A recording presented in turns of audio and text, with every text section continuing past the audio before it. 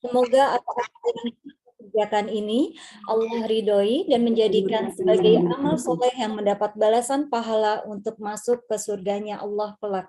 Amin ya Rabbal Alamin. Sebelum dimulai, kami akan sampaikan adab di dalam mengikuti kajian ini. Mari kita luruskan kembali niat kita hanya karena Allah untuk mengikuti kajian ini. Dan mari kita persiapkan diri sepenuhnya untuk mengikuti kajian dengan hati yang jernih, pikiran yang bersih, agar bisa fokus untuk memperoleh butiran ilmu dan hikmah dari narasumber kita. Dan selama narasumber memberikan paparan materi, agar tidak terjadi tabrakan suara yang mengganggu, maka kami menonaktifkan mikrofon dari semua jamaah yang hadir pada malam ini, kecuali mikrofon dari narasumber. Kami ingatkan pula bahwa apabila mengikuti kajian dengan mengaktifkan video, kami himbau untuk berpakaian rapi dan sopan, dan silakan menonaktifkan videonya. Apabila para jamaah dalam posisi berbaring atau mengantuk, kami mohon untuk tidak diaktifkan videonya. Terima kasih. Baik Bapak Ibu yang dirahmati Allah, malam ini telah hadir seperti biasa. Kita kehadiran narasumber Ustazah Ulfatmi Amirsyah. Assalamualaikum Ustazah.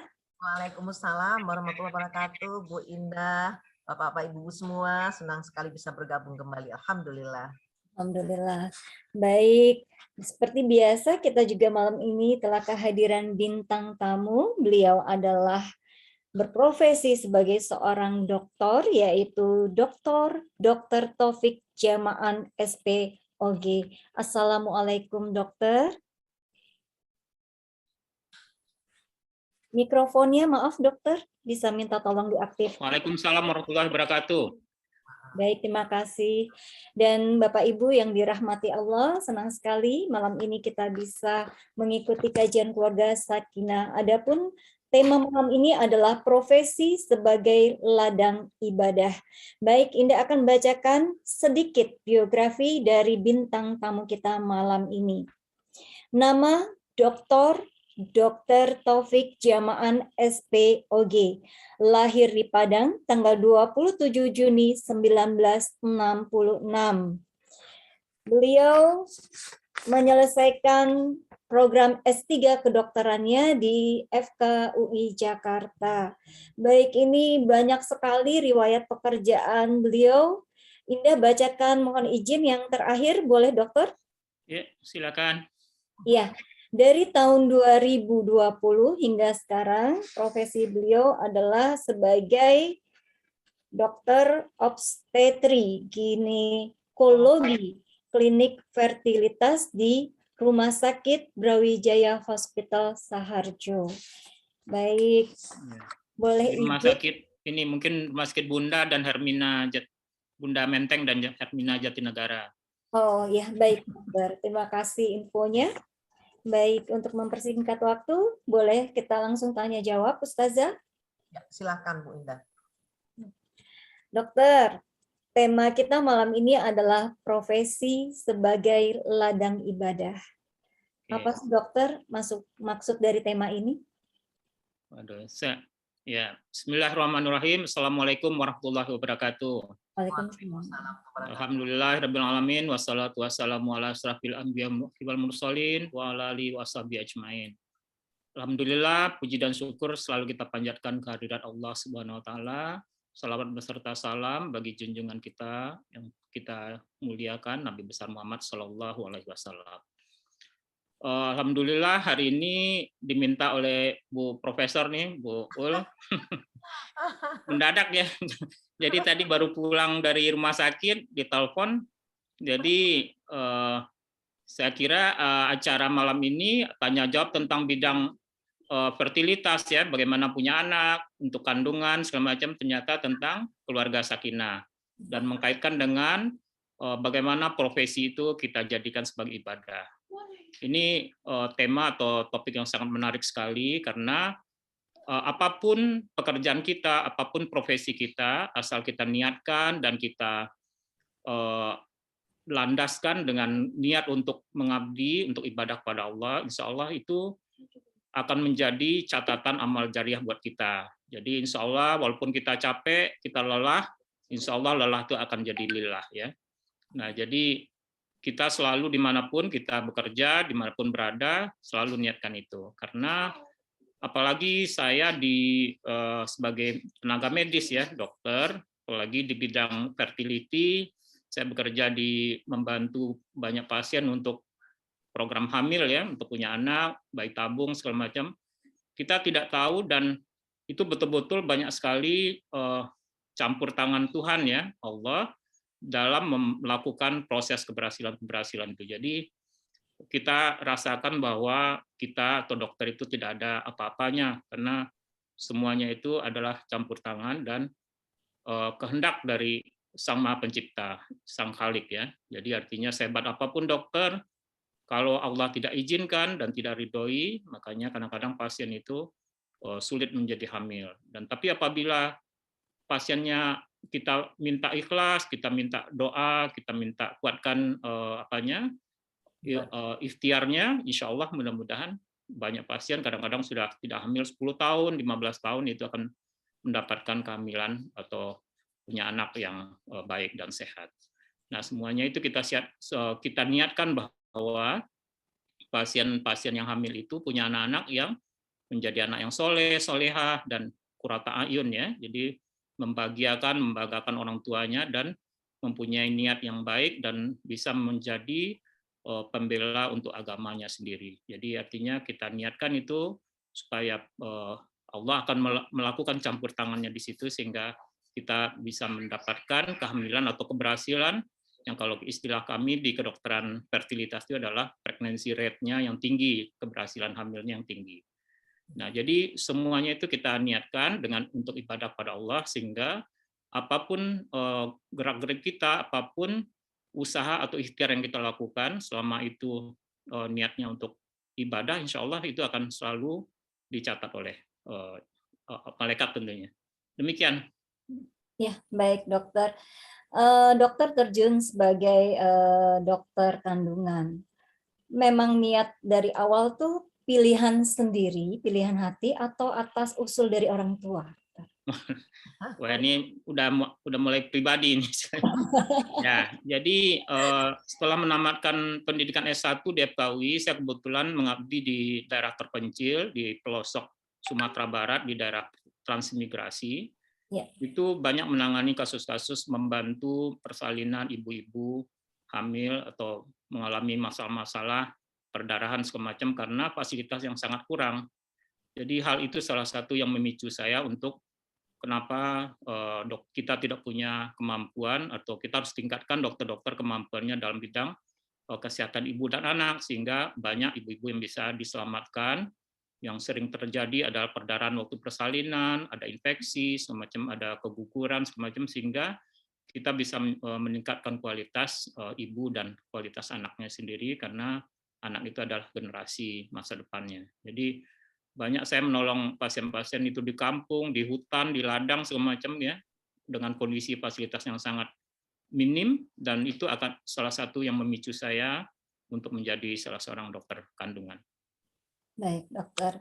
Tadi dokter cerita ya, dokter suka membantu ibu-ibu bersalin di daerah terpencil dengan sarana prasarana yang sangat terbatas. Ketika itu apa yang dokter lakukan untuk bisa menyelamatkan anak dan si ibu ketika melahirkan? Ya, jadi kan artinya setelah tamat pendidikan dokter umum kita sudah dikasih kemampuan dasar yang minimal untuk bisa menolong segala macam terkait dengan persalinan pada ibu-ibu. Yeah. Baik masalah-masalah kesehatan ibu dan anak ya. Yeah. Tapi karena sarana pendukung yang sangat kurang, ya tentu kita harus menerima keadaan seperti itu dan melakukan upaya semaksimal mungkin. Nah, disitulah faktor Allah atau Tuhan sebagai yang maha kuasa penolong itu akan sangat berperan. Jadi kadang-kadang kita nggak ngerti ya, misalnya pasien sudah shock, misalnya kita di tengah ladang, tidak ada tempat rumah sakit jauh, ya pasien kita infus saja di rumah rumah gubuknya istilahnya gitu ya. Tapi alhamdulillah selamat juga gitu.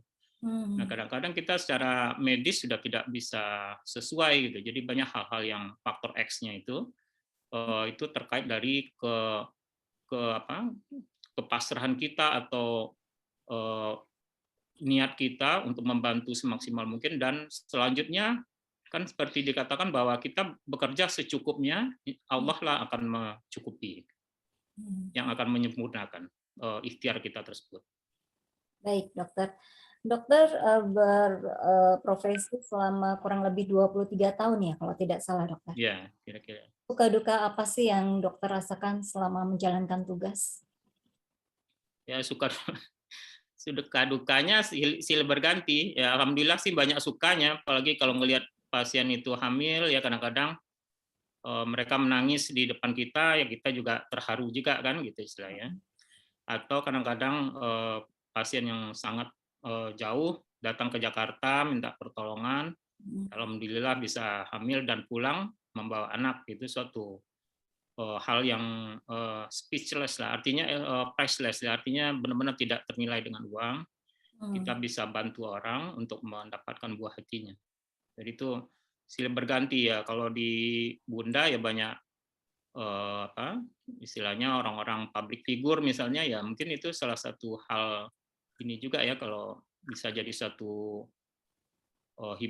istilahnya suatu suka dukanya buat kita. Jadi kita perlakukan semua pasien itu sama, tapi tentu kalau ada public figure itu stresnya lebih tinggi.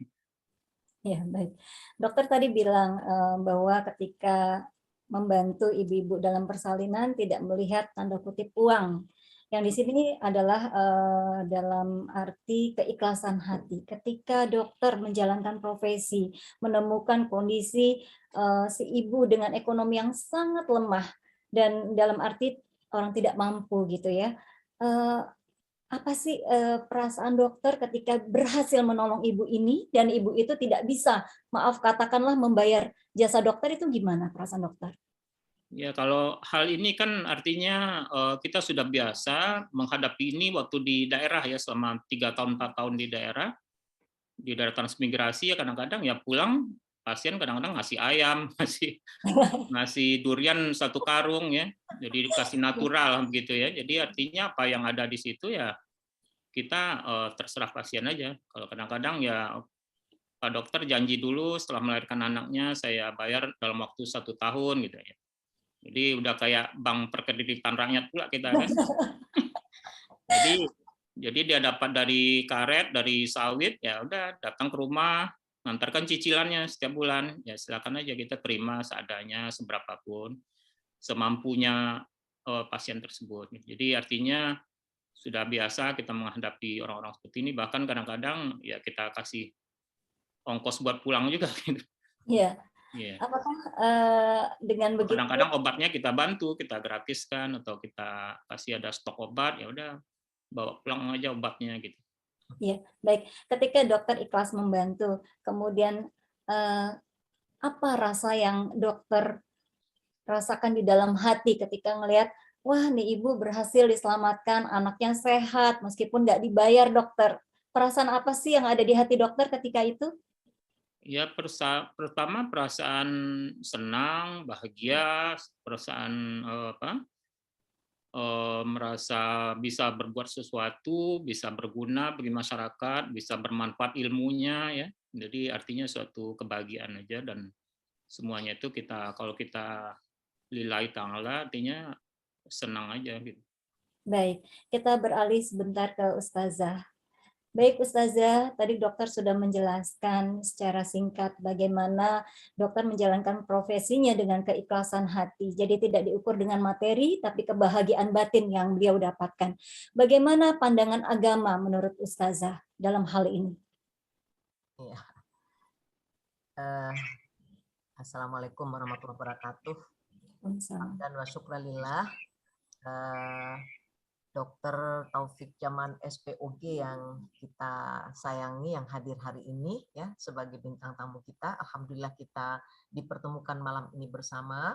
Mudah-mudahan pertemuan malam ini memberi pencerahan untuk kita semua dan bermanfaat untuk kita semua. Amin. Nah, menarik ini Bu Indah tadi apa yang dipaparkan oleh Dr. Taufik tadi. Saya melihat ada dua hal utama yang penting. Pertama, bahwa untuk menjadi dokter, mencapai tujuan yang diinginkan itu peranan niat itu penting. Niat itu yang membuat kita berjuang dengan ikhtiar yang maksimal untuk mencapai tujuan. Nah, kemudian juga doa yang sungguh-sungguh. Tadi dokter mengatakan beliau ingin membantu beberapa ibu-ibu yang kondisinya prihatin di pedesaan. Nah, kalau beliau punya keahlian yang lebih, maka beliau akan lebih banyak bisa lagi berbuat untuk ibu-ibu tersebut. Nah, beliau berusaha itu. Beliau mengambil spesialis kandungan dengan segala pengorbanan yang luar biasa. Enggak sederhana itu pengorbanan beliau, sampai beliau berhasil. Kedua, di dalam Islam itu peranan niat itu luar biasa. Innamal a'malu binniyat wa innamal likulli imri'in ma nawa. Jadi setiap perbuatan itu di mata Allah gitu. Itu hasilnya itu nilainya itu di mata Allah itu tergantung pada niat. Kalau kita melakukan sebuah perbuatan, mungkin perbuatan itu banyak manfaat untuk orang, tapi niat kita bukan niat untuk mengharapkan ridha Allah. Padahal kita jelas-jelas dalam hidup itu visi misi kita, goal yang kita tuju itu cuma satu. Wa ma khalaqtul jinna wal insa illa liya'budun. Dalam profesi apapun kita. Nah, kalau sekarang Dr. Taufik dalam profesi kedokteran beliau ingin mengharapkan ridha Allah. Beliau ingin menghadirkan wajah Allah dalam profesi beliau. Nah, ini yang beliau cari. Nah, apa yang terjadi ketika beliau meniatkan tadi mengharapkan ridha Allah, beliau merasakan melakukan perbuatan itu dengan sangat-sangat tulus ikhlas, tanpa ada keluh kesah, tanpa ada perasaan-perasaan kesal ya atau kecewa dengan segala situasi pasien, kondisi pasien dan lain sebagainya. Nah, ini fungsi niat yang tadi mengharapkan ridha Allah. Dan apa yang dilakukan Dr. Taufik? Nah, mungkin ini saya juga sebagai dosen iri juga ini. Nah, mungkin Dr. Taufik jauh nanti di akhirat akan menerima imbalan yang luar biasa di sisi Allah. Kenapa? Amin. Karena ketika Dr. Taufik itu berhasil, katakanlah membantu ibu melahirkan anak, dan anak ini tumbuh besar, saya yakin banyak anak-anak yang sudah besar, kemudian dia menjadi seorang sarjana, lalu dia menjadi orang yang bermanfaat pula buat keluarga, agama, dan bangsa. Ini sepanjang ia mengabdi, sepanjang ia bermanfaat, itu pahalanya mengalir ke Dr. Taufik juga gitu. Amin. Walaupun beliau sudah meninggal pun nanti, ini tetap akan menjadi amal saleh buat beliau. Jadi peran Dr. Taufik mengantarkan anak-anak, berapa banyak anak-anak yang sudah lahir dari rahim ibunya, kemudian ditumbuh besar, sehat, dia menjadi sosok yang bermanfaat, luar biasa ini. Andil Dr. Taufik akan dicatat Allah sebagai amal saleh. Nah, itu dahsyatnya niat ketika kita bekerja mengharapkan ridha Allah dalam profesi apapun gitu ya. Jadi tadi nggak kalah pentingnya itu. Bagaimana beliau sebagai seorang dokter dengan niat yang seperti itu banyak yang beliau lakukan. Ya, banyak yang beliau lakukan. Dan ini mungkin yang tidak disadari oleh kita semua. Profesi apapun misalnya profesi sebagai notaris juga mungkin seperti itu. Sebagai pengacara juga begitu mungkin itu Bu Indah yang dilakukan ketika kita tulus ikhlas sebagai pengacara. Berapa banyak kasus-kasus yang kita selamatkan, yang kemudian setelah kasus itu selesai, orang bisa hidup bahagia, orang bisa berbuat manfaat untuk keluarga, untuk agama dan bangsa. Nah, itu peran pengacara tadi juga besar artinya di sisi Allah gitu, ketika kita niat dengan ikhlas. Nah, jadi profesi apapun, termasuk ibu rumah tangga yang dikatakan bukan berkarir, tapi sesungguhnya ibu rumah tangga itu sebuah profesi juga gitu. Ketika dia ikhlas ya, karena Allah dari pagi dia bangun, kemudian diurus keluarga, dia urus suami dengan baik, dia ikhlas semuanya melakukan itu. Itu ketika suaminya seperti ini sekarang Dr. Taufik didampingi oleh seorang istri. Nah, istri beliau katakanlah ibu rumah tangga, tetapi peran istri beliau, nah saya memanggilnya Esi karena memang adik nih, jadi adik saya nih dari dulu. Nah, itu peran Esi, bagaimana Esi mengurus suami dengan baik, kemudian suami berangkat kerja, lalu suami melakukan kegiatan-kegiatan bermanfaat, suami dapat pahala, Esi juga dapat pahala sebesar yang didapatkan oleh suami beliau. Nah, ini satu contoh ini. Jadi Allah itu maha besar. Siapapun yang melakukan amal kebaikan, siapapun yang ikut memfasilitasi amal kebaikan itu terwujud, kemudian menikmati orang lain itu sebagai sesuatu yang bermanfaat, maka semuanya itu akan mendapat pahala yang luar biasa di sisi Allah. Nah, ini barangkali Bu Indah ya, yang penting kita catat tadi dari Dr. Taufik. Baik, Dokter Taufik, tadi kan dokter sempat tugas ya beberapa lama di daerah terpencil. Kemudian dengan sarana yang sangat minim, bagaimana dokter bisa memberikan pengertian kepada keluarga bahwa inilah resiko dari seorang dokter gitu ya, untuk pasangan ataupun anak bisa mengerti dan menerima keadaan. Bagaimana keadaan situasi itu sendiri? Ya kebetulan ya Bu Ul tahulah situasi keluarga istri juga. Jadi waktu itu memang artinya kita saya kebetulan istri di Kota Padang, sementara dinas saya itu kira-kira sekitar 300 kilo dari Kota Padang. Jadi tidak terpencil itu, jadi istri tiap Sabtu Minggu datang ke lokasi. Jadi tidak setiap hari, karena saya waktu itu tinggalnya masih, rumah dokternya masih belum bagus ya, masih bocor ya, mandi masih di sungai. Jadi kadang-kadang sore itu sama Pak Camat ya kita mandi namanya di Sungai Dare gitu. Jadi airnya itu sangat deras dan itu masih kurang sehat lah begitu. Jadi kalau misalnya ada air hujan ya kita bangun untuk menampung air. Nah, di situ bisa mandi air bersih. Jadi artinya suatu kondisi yang masih kurang fasilitas ya, tapi waktu itu dinikmati aja gitu. Jadi setelah tamat dari UI Jakarta fasilitas bagus, tapi kita dihadapkan sekarang dengan fasilitas yang sangat minim. Ya, tapi karena kita udah siapkan mental juga dan kita bicarakan dengan istri atau keluarga supaya bisa menerima kondisi seperti itu.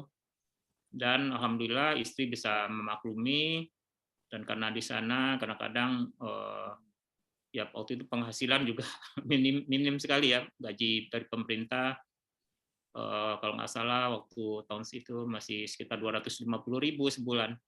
Jadi mungkin sekali beli bakso sekarang ini udah habis istilahnya. Jadi zaman waktu itu ya kita harus dapatkan ya keuntungannya adalah ada natura dari masyarakat, suka bawa makanan, suka bawa buah-buahan ya.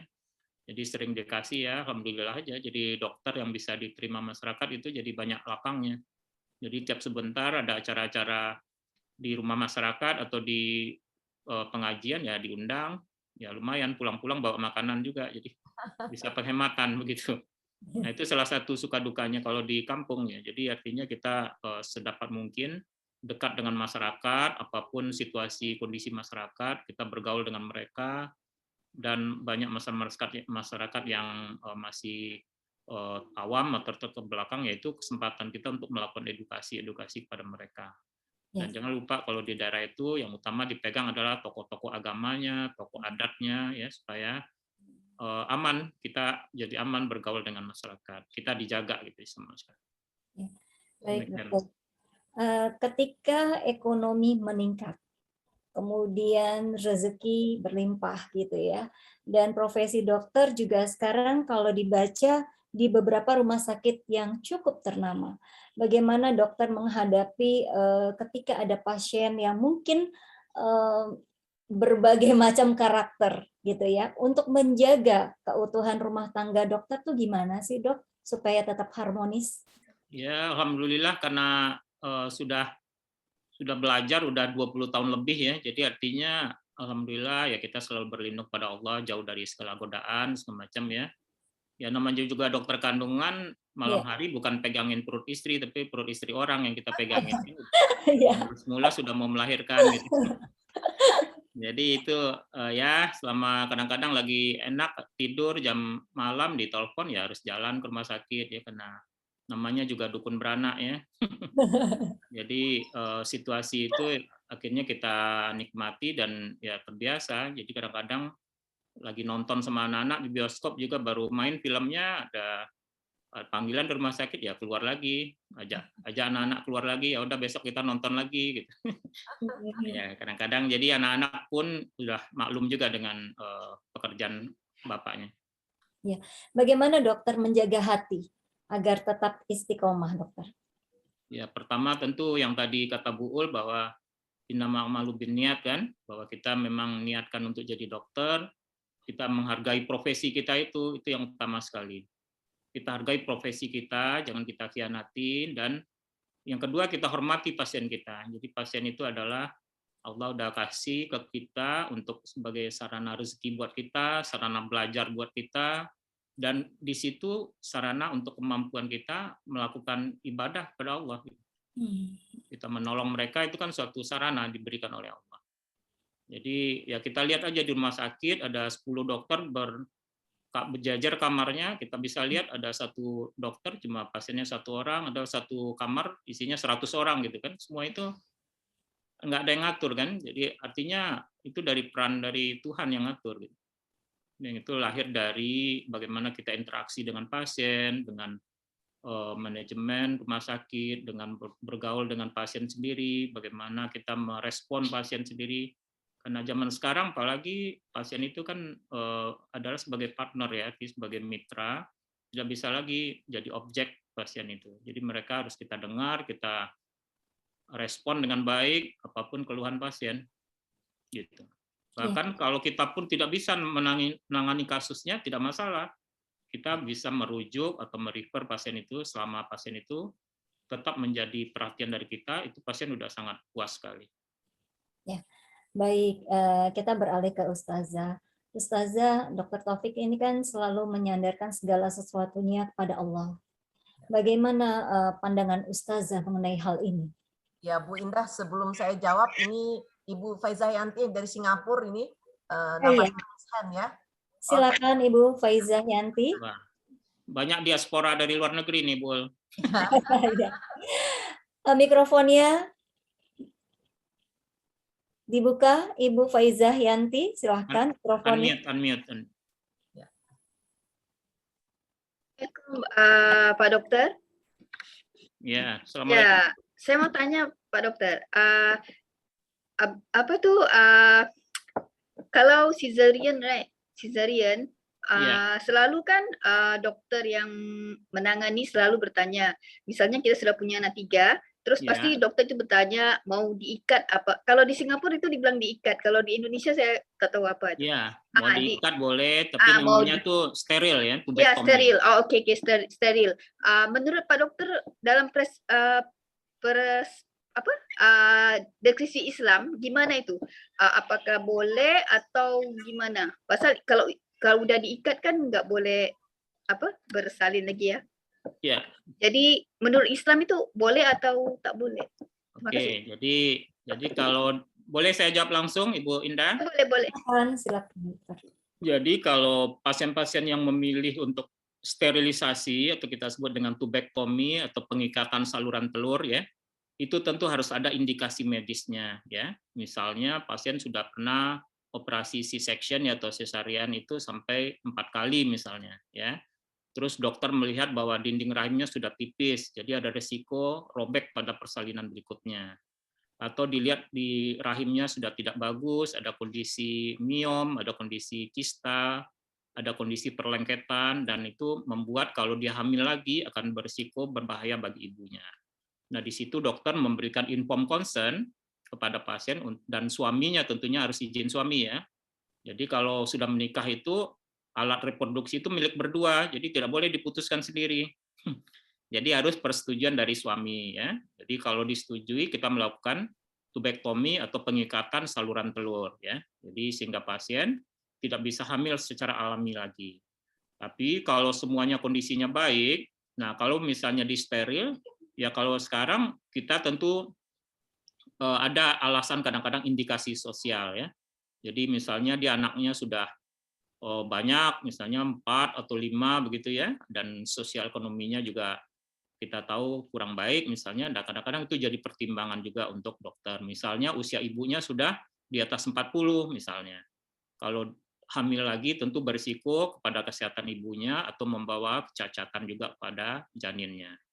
Nah, itu bisa diberikan indikasi untuk dilakukan sterilisasi tadi. Nah, kalau secara Islam itu memang sudah dari Majelis Ulama juga sudah boleh dengan asal indikasi medis yang kuat. Jadi insya Allah aman. Baik, Bu Yanti, terima kasih. Ya. Kita beralih ke Ustazah. Kita lanjutkan yang pertanyaan tadi, Ustazah. Ya, jadi memang seorang dokter Muslim itu, Bu Indah, tidak hanya profesional dalam melaksanakan standar pelayanan medis dan etika profesinya, tetapi juga seorang dokter muslim itu dituntut dia juga mempunyai kesalehan individual dan kesalehan sosial. Kesalehan individual tadi itulah yang disebut dengan bagaimana dia melibatkan Allah. Seorang dokter muslim, tadi kita lihat Dokter Taufik, selalu melibatkan Allah, berdoa kepada Allah ketika ada pasien-pasien yang membutuhkan pertolongan beliau. Kemudian bagaimana beliau meyakini bahwa ikhtiar yang maksimal, doa dan ikhtiar yang maksimal itu adalah dua hal yang harus seiring sejalan. Tidak cukup dengan berdoa saja gitu. Maka ketika seorang pasien sudah dilakukan ikhtiar yang maksimal, beliau mengajak pasien seperti tadi yang disampaikan beliau, mengajak pasien untuk berdoa. Mari ibu kita berdoa. Ibu harus yakin kepada Allah. Karena memang Allah itu akan mengabulkan kemana kecenderungan hati hambanya. Ketika kita sendiri kita tidak yakin akan pertolongan Allah, kita tidak yakin akan adanya bantuan Allah, Allah akan mengabulkan doa kita, maka Allah akan mengiringi kemana keyakinan kita tersebut gitu. Kalau tidak yakin kita ya Allah tidak juga akan mewujudkan gitu. Karena itu di dalam disampaikan di dalam ajaran Islam bahwa Allah itu mengikuti kemana kecenderungan hati hambanya. Nah lalu kita melihat juga bagaimana tadi Dokter Taufik melaksanakan berbagai hal terhadap masyarakat sebagai wujud dari kesalehan sosial. Seorang dokter muslim itu dia di samping profesional, tapi dia juga tadi mulai dari niat yang ikhlas, kemudian menghargai pasien, kemudian memiliki empati terhadap pasien.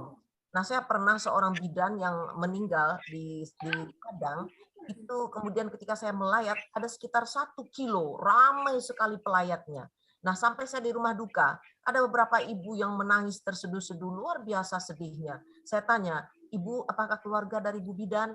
Oh tidak Bu Ulfa. Terus ibu teman dekatnya Bu Bidan? Tidak juga.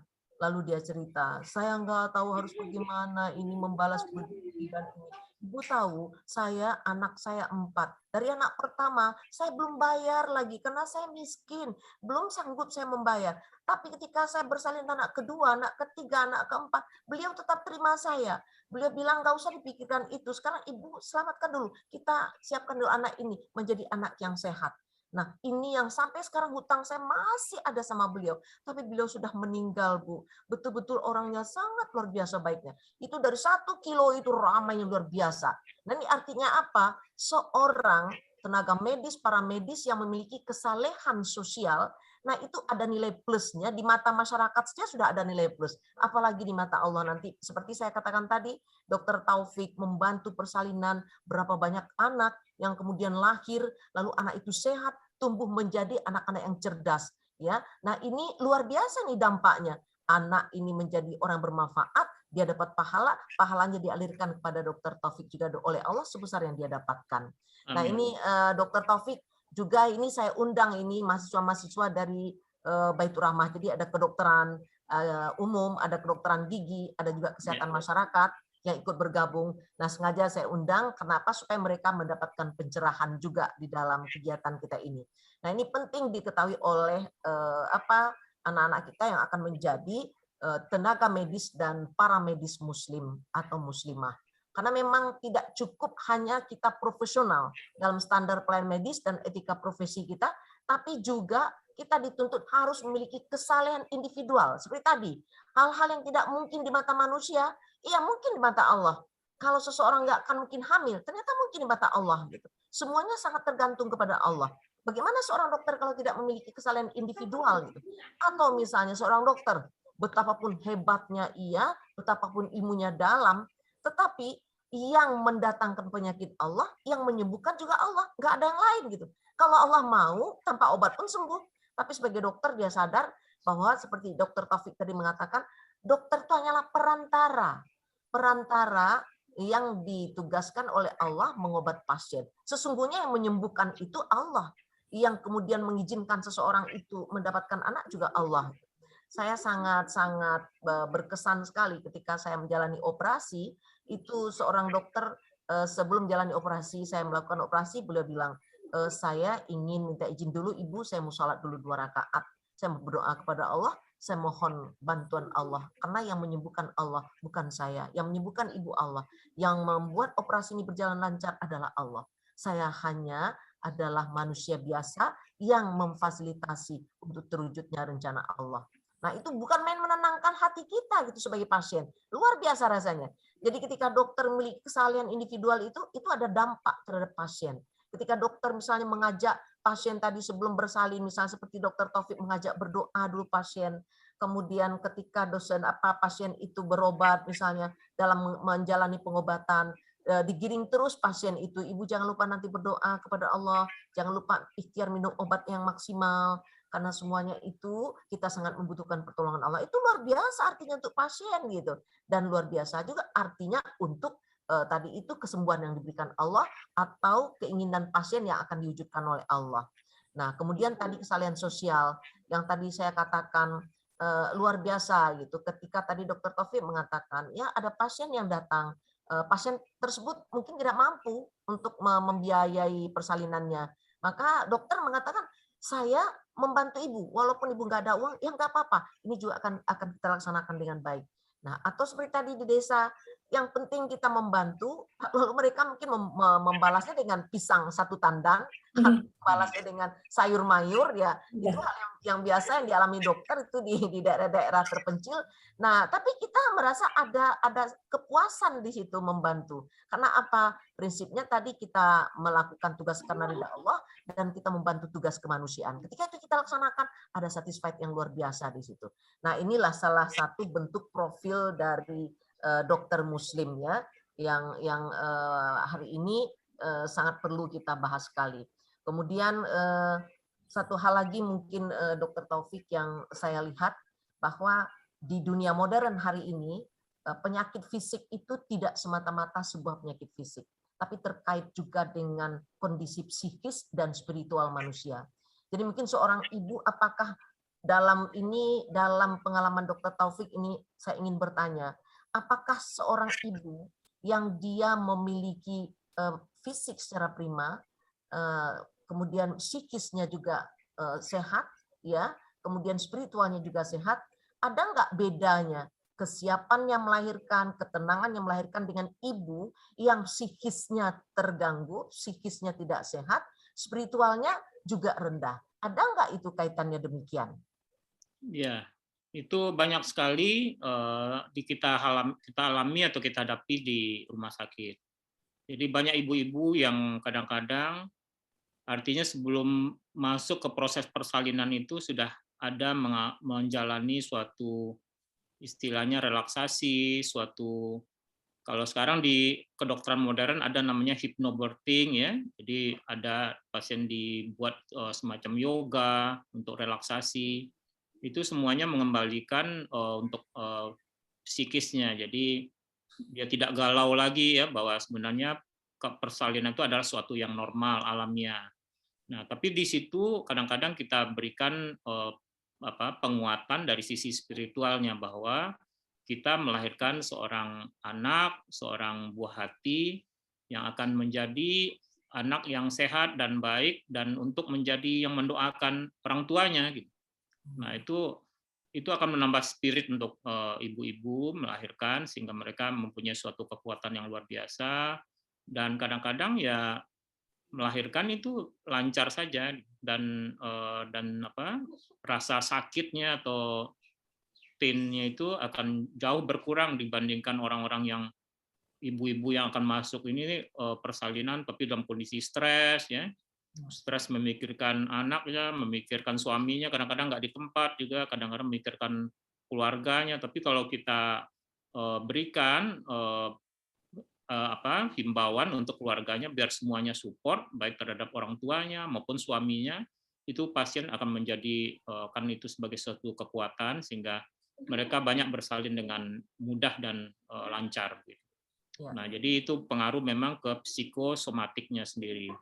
Jadi artinya apabila kondisi psikisnya tenang, stabil, rileks, itu akan membuat relaksasi atau kontraksi rahimnya itu akan menjadi lebih teratur dan lebih stabil sehingga persalinan itu berjalan dengan lancar sesuai dengan seperti biasa waktunya. Tapi kalau ibunya stres, kontraksinya tidak baik, itu akan terjadi prolong ya. Jadi memanjang persalinannya, bayinya jadi stres juga di dalam, detak jantung bayinya menjadi cepat juga, akhirnya seringkali terjadi kegagalan dari persalinan normal. Ya. Betul sekali, Bu Ul, memang sering kita lihat atau kita hadapi di klinik ya, atau di kamar bersalin. Iya, jadi yang saya lihat seperti ini Dokter Taufik, ketika di masyarakat itu ketika ada anak-anak yang sudah lahir, tetapi anak-anak itu setelah lahir dia mengalami masalah dengan mentalnya, mengalami masalah dengan psikisnya, atau mengalami masalah dengan kepribadiannya. Lalu ketika saya coba dalami ya kepada si ibu, itu ternyata memang ibu itu pada saat hamil itu memang bermasalah dengan suami gitu, dapat tekanan yang luar biasa keras dari suami gitu dalam banyak hal, sehingga si ibu dalam kondisi yang demikian, nah itu berdampak kepada si janin. Nah lalu dalam teori pendidikan, pendidikan itu kan dimulai juga sejak kan periode prakonsepsi yang memilih pasangan hidup, tapi dalam pendidikan yang umum itu sejak dari periode natal itu, anak dalam kandungan itu sebenarnya proses pendidikan sudah berlangsung gitu. Gimana sikap calon ayah, gimana sikap calon ibu pada saat hamil itu menentukan seperti apa kepribadian anak kelak gitu. Nah ini menurut Dokter Taufik perlu nggak itu seorang dokter spesialis kandungan ketika si ibu konsultasi dengan dokter itu si suami juga perlu diberikan edukasi yang seperti itu gitu. Karena kalau tidak, nah itu yang terjadi dampaknya pada saat anak itu lahir ternyata itu luar biasa terhadap tadi yang saya katakan tadi kepribadiannya atau juga kesehatan mentalnya atau masalah psikis si anak. Nah gimana ini Dokter Taufik? Ya, jadi kalau kita sekarang di OBGYN atau di obstetrik ginekologi atau kebidanan kandungan ini selalu menekankan 2000 hari pertama kehidupan itu ya, mulai dari konsepsi, pembuahan, itu semuanya akan jadi suatu sekuensial ya, suatu kronologis baik dari sisi fisik bayi, mental bayi, psikologisnya maupun tumbuh kembangnya. Jadi itu harus betul-betul di maintain dengan sebaik-baiknya. Jadi baik sisi gizinya, sisi kondisi psikis ibunya, dan support dari keluarganya itu selalu kita tekankan di situ. Dan saya sering mengharapkan pasien-pasien itu atau istri datang dengan suaminya. Jadi sekalian kita bisa edukasi, kita sarankan untuk mensupport. Apalagi kalau pada hamil-hamil muda ya, pada masa-masa dia mabok ya, istilahnya muntah-muntah, nah itu tidak stabil kondisinya. Jadi mereka mengalami kondisi-kondisi stresor yang berat di situ. Dan bahkan seringkali kita lihat kadang-kadang kalau mereka tidak bisa mengatasi itu, kadang-kadang sampai melahirkan terjadi postpartum blues ya. Jadi artinya mereka menyangkal atau tidak mengacuhkan bayinya sendiri, walaupun itu tidak disadari oleh dia sendiri. Jadi melayang aja ibunya. Jadi itu namanya postpartum blues ya. Jadi blues artinya dia memang nggak, kadang-kadang ada rejection ya, ada semacam denial ya terhadap anaknya sendiri gitu. Nah itu kalau kita runut di awal-awalnya dia sudah mengalami stres berat, mulai dari kehamilannya diterima apa tidak, acceptance-nya itu, jadi penerimaan terhadap kehamilannya. Kadang-kadang mungkin dia tadinya, aduh saya mau kerja dulu, saya mau jalan-jalan dulu, mau happy-happy dulu, tapi ternyata hamil. Atau kadang-kadang, aduh anak 2, 3 masih kecil-kecil kok hamil lagi gitu misalnya. Jadi kadang-kadang ada rasa penerimaan itu pada ibu hamil. Nah itu kita edukasi di situ. Jadi dokter harus menggali juga apa yang terjadi pada masa-masa awal kehamilan di trimester pertama itu. Jadi sebelum 16 minggu itu adalah suatu kondisi yang sangat penting, di mana di situ mulai berkembang kondisi neurosainsnya atau psikomotorik janin tersebut. Itu harus ada suatu analisa apabila terjadi gangguan-gangguan tumbuh kembang. Bahkan pada ibu-ibu yang stres terus atau ini mereka gizinya tidak teratur, bayinya terjadi yang kita sebut dengan stunting ya. Nah, bayangkan sekarang stunting ini nggak cuma terjadi pada orang-orang miskin saja, bisa juga pada orang-orang yang banyak uangnya atau punya gizi yang cukup, tapi mereka tidak bisa berikan nutrisi yang baik kepada janinnya, sehingga terjadi yang kita sebutkan dengan IUGR, intrauterine growth restriction.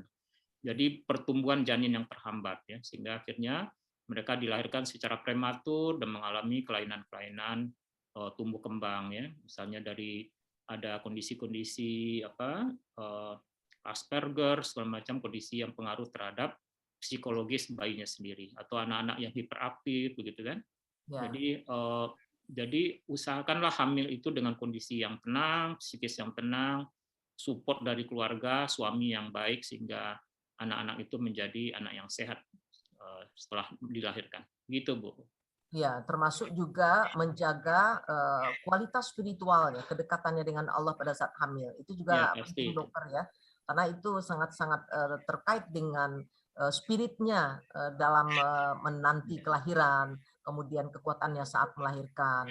Nah, ini satu lagi, dokter. Saya juga pernah diminta menjadi narasumber, partner dengan dokter juga.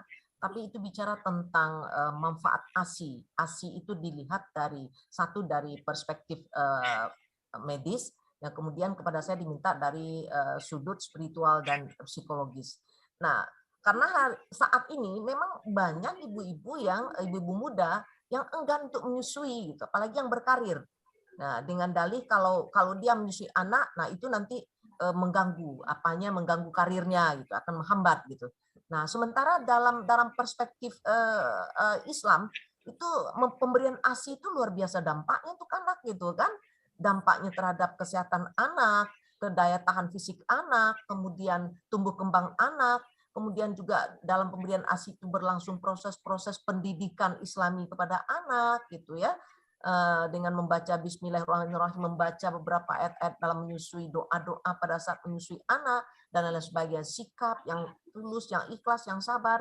Nah, tapi itu yang saat ini mungkin perlu semacam edukasi terhadap ibu hamil gitu, Dok. Nah, bagaimana ibu hamil itu menjadi ibu yang antusias menyusui anak gitu. Dia punya tanggung jawab dalam menyusui anak itu. Sehingga anak-anak yang lahir ini menjadi anak yang lebih sehat gitu. Nah, gimana dokter melihat ini? Kita juga selalu mengedukasi atau menyarankan ibu-ibu itu setelah kehamilan 7 atau 8 bulan untuk mulai melakukan atau suatu belajar tentang laktasi ya, menyusui. Jadi kalau kita di rumah sakit ada kelas untuk laktasinya ya. Jadi mulai cara merawat payudara, melakukan masas, melakukan makan makanan yang menunjang produksi ASI begitu ya. Jadi artinya begitu dia lahir, dia sudah punya kualitas ASI yang baik. Ya, jadi itu sudah kita ajarin sebelum melahirkan. Yang kedua, kita edukasi bahwa menyusukan itu sangat penting ya. Selain dari kepraktisan ya, kita kan tahu kalau ASI menyusui itu ya bisa di mana saja, kapan saja, dan bagaimana saja istilahnya 24 jam seorang ibu bisa menyediakan makanan nutrisi untuk bayinya tanpa perlu dipanaskan, tanpa perlu diaduk, diramu dulu begitu ya. Jadi semuanya itu sudah langsung tersedia dan itu dari Allah. Dan itu kita berikan edukasi itu bahwa ASI itu memang sangat penting untuk bondingnya ya, untuk ikatan batinnya kepada bayi, dan juga yang utama sekali adalah untuk imun boosternya, karena di area payudaranya seorang anak itu begitu dilahirkan, kalau kita taruh saja di perut ibunya, anak itu akan melakukan suatu reaksi, suatu insting untuk mencari puting ibunya. Jadi taruh aja di perut ibunya, dan dia akan bergerak menuju ke puting ibunya. Siapa yang mengajarkan itu? Nggak ada, dokter nggak ada, perawat nggak ada, bidan nggak ada, yang mengajarkan Allah. Jadi bayi itu akan bergerak menuju puting ibunya dan menyusui. Nah itu yang kita lihat suatu keajaiban atau suatu mukjizat dari Allah. Dan itu kita selalu ya, kita ada refleks Monroe namanya, kita pegang aja pipi bayi itu, dia akan selalu melakukan gerakan mengisap ya, suction ya, jadi mengisap puting ibunya. Nah itu di sekitar area puting itu banyak mikroflora, kuman-kuman yang baik, yang itu sangat berguna untuk melapisi usus bayi tersebut, sehingga dia akan jadi tahan, tidak diare, tidak muntah, tidak sakit perut, ya sembelit atau melilit, kolik segala macam itu alhamdulillah jarang kita temukan pada bayi-bayi yang menyusui. Saya punya anak 3, alhamdulillah bisa menyusui juga sampai 2-3 tahun. Jadi mudah-mudahan kita selalu memberikan hal itu pada pasien supaya mereka siapkan diri dulu. Jadi tidak usah takut, tidak usah khawatir dengan kosmetik, payudaranya turun atau segala macam, rusak semacam itu tidak ada. Asal dia bisa berikan eksklusif, misalnya 6 bulan pertama, kemudian nanti setelah itu dia bisa pumping, bisa storage kalau dia kerja misalnya. Jadi tidak ada alasan sebenarnya untuk tidak menyusui bayi. Dan alasannya ASI-nya kering itu sebenarnya tidak ada, karena desainnya sudah dari Tuhan. Mau anaknya, saya banyak pasien ada kembar 2, kembar 3, kembar 4, itu ASI ibunya cukup aja. Ya, jadi tidak usah takut ASI-nya habis. Waduh, anak saya ini sekali dok, minum terus, ASI terus, jadi saya takut ini saya yang kurus sakit semacam, tidak mungkin, karena itu sudah didesain oleh Allah bahwa seorang ibu akan mencukupi nutrisi untuk bayinya. Jadi mau anaknya kembar 2, saya bayi tabung kadang-kadang kembar 3, kembar 4 gitu ada juga. Jadi ya sesuai aja, nggak perlu susu tambahan. Dan juga susunya kita sudah alami, tidak perlu.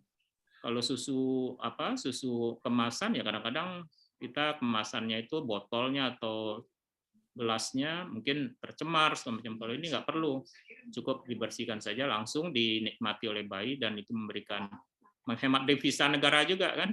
Tidak perlu impor susu Morinaga atau susu Enmam dari luar negeri, jadi cukup susu yang ada di ibunya sendiri ya, begitu. Dan itu kita tahu bahwa ibu-ibu yang menyusui ASI pada anak-anaknya itu secara statistik akan jauh dari risiko kanker payudara.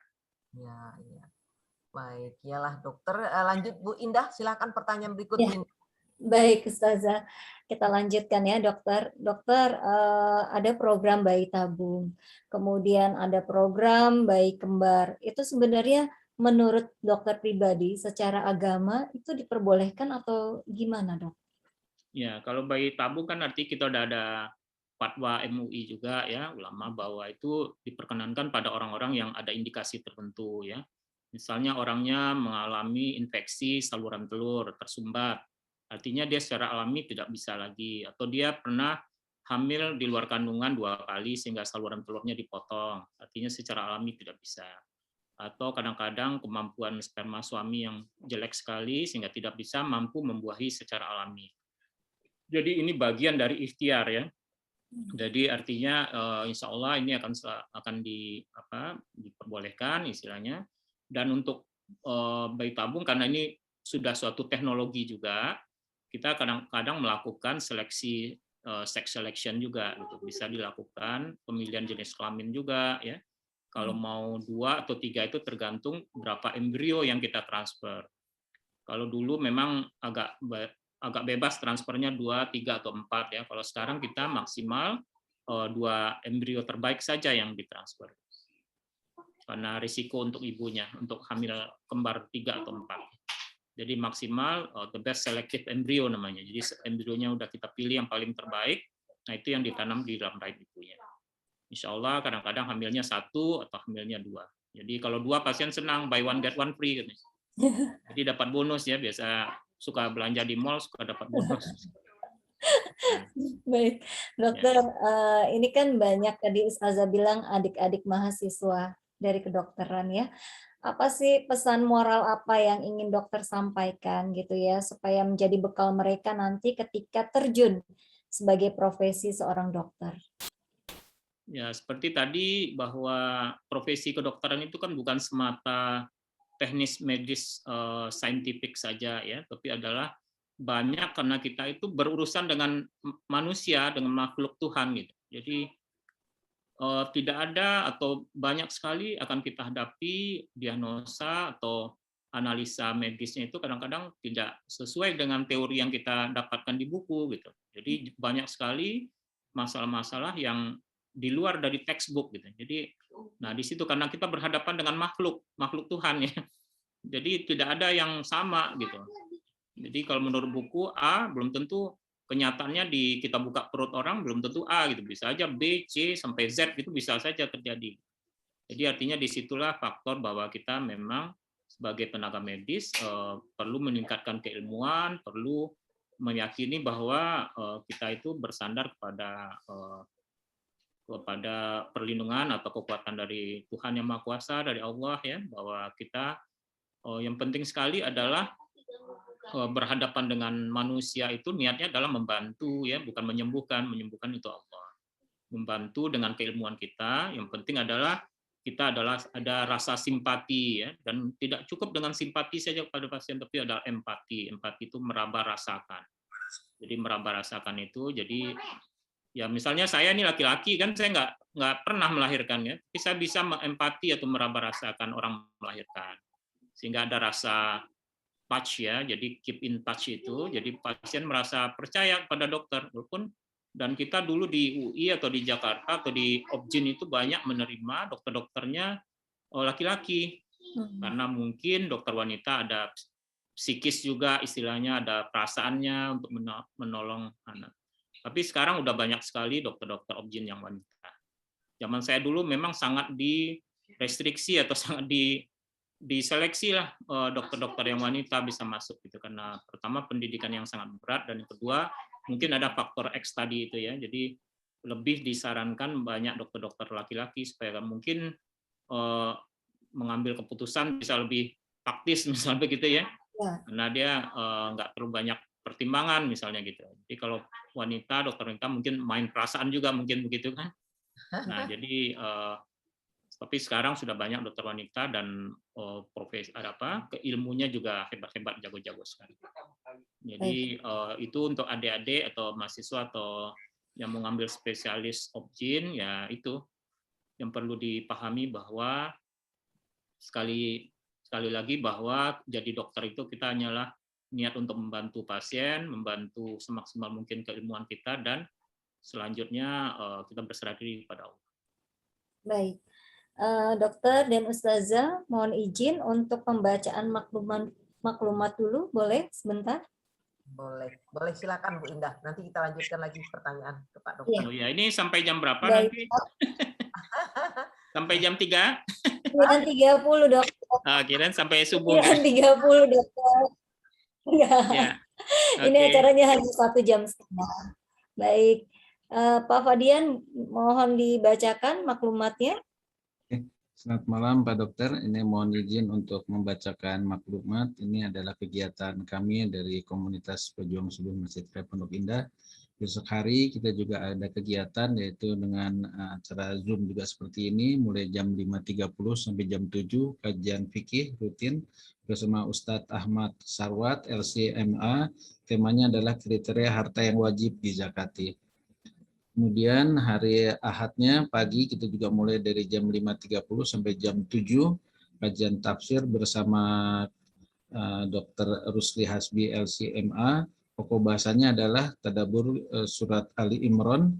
Kita diawali dengan Al-Baqarah dari tahun lalu, sekarang sampai Ali Imran ayat 162 sampai 165. Kemudian ini juga ada acara rutin kami. Alhamdulillah kita setiap Ahad pagi hampir lebih dari 80 kota sudah kita kunjungi. Pak Dokter bisa ikut juga. Wah, ini luar biasa ya. Ya, jadi tiap pekan kita alhamdulillah tidak pernah putus, diberi kemudahan oleh Allah. Pekan ini ditunggu oleh Pak Konjen, langsung Pak Konjen di Hong Kong. Kita insya Allah akan bertemu juga dengan saudara-saudara kita TKW, akan kita berdiskusi. Pekan depannya lagi juga kita akan ke Papua Nugini. Pekan depannya lagi kita sudah ditunggu dengan saudara-saudara kita di Singapura. Zoom meeting-nya di Victoria Park itu. Betul, itu banyak kita bertemu dengan saudara-saudara kita sana. Kita usahakan juga ada live di sana. Ada beberapa ustadz juga ingin sharing. Kemudian kegiatan kita dari Divisi Pendidikan telah dibuka kembali Classical Training Online Tahsin Tilawah Batch 3 mulai dengan kegiatan mulai tanggal 3 Oktober. Untuk ini khusus untuk jamaah yang sudah mengikuti bedah Iqra Batch 1 sampai dengan 7. Jadi alhamdulillah kurang lebih ada 500 jamaah yang sudah mengikuti acara ini. Cara pendaftarannya adalah ketik tahsin, kirim ke WA admin kami, nanti kami beritahu untuk nomor WA-nya. Kemudian dari Divisi Pendidikan ini juga kita sudah mengadakan acara untuk bagaimana kita bisa mudah membaca Al-Quran ini dengan metode Al-Indonesi. Ini banyak yang memesan bukunya. Kemarin kita sudah juga ada acaranya. Harganya 250.000, sudah termasuk ongkos kirim ya, bebas ongkos kirim. Kembali lagi kita nanti ada nomor admin. Cara pemesannya adalah ketik buku, nama, alamat, kode pos, dan nomor HP-nya. Kegiatan sosial kami juga adalah salah satunya dengan meringankan beban saudara kita yang terkena COVID. Alhamdulillah kita sudah melaksanakan bantuan bansos tahap 1, 2, dan 3 total bantuan. Alhamdulillah mencapai 40 juta.